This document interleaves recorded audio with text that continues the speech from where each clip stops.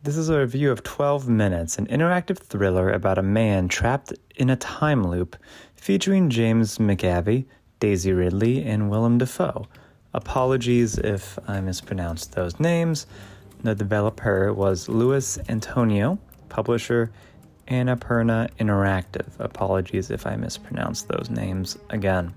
With this game, I might be spoiling stuff, so visual or just about it. So please, if you're worried about that, all I can say is I do recommend playing the game. I don't recommend it paying, what was it, $20 for? Let me see, $25. I don't recommend paying $25 for this. It's a stable game and you'll enjoy it. Probably get it on sale.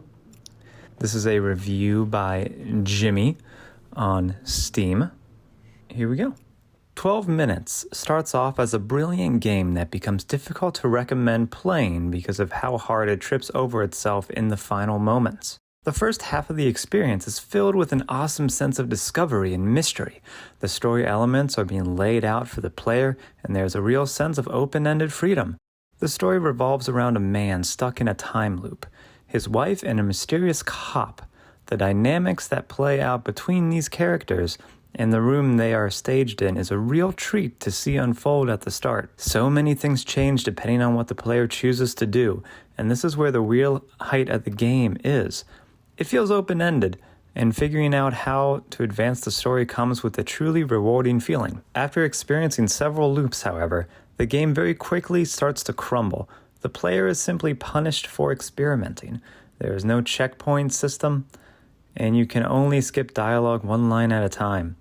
This doesn't sound too bad on paper, but in practice it leads to insanely boring sections of time spent setting up the scene and skipping a bunch of dialogue, just to alternate between two different actions and at the very end of a long sequence of identical events. Calls the character before the cop enters, or calls the character as the cop enters. I found myself making these teeny alterations trying to push the story forward, and having to sit through very similar events each time got so jarring, and it isn't obviously expressed to the player when they have managed to make a breakthrough in the story.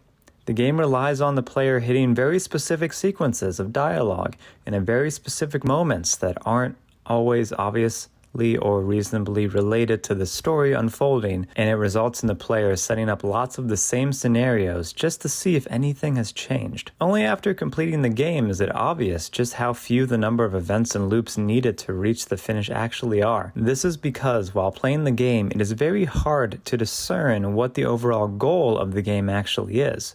Are we the player trying to break the loop, find justice, create chaos, or seek some sort of moral victory?